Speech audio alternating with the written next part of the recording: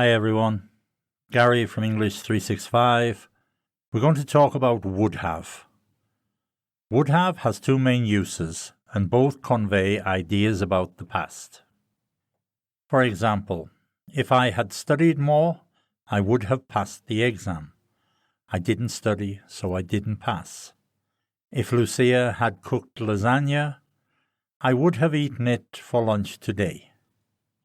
If I had gone out last night, I would have been tired all day today.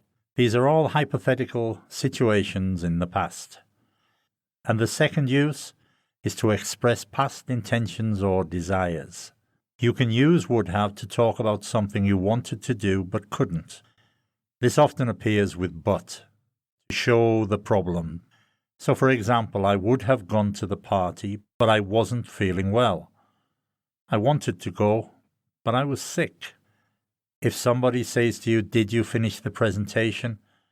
you can say, "No, I would have, but I don't have the information." And this is like saying I wanted to, but I couldn't.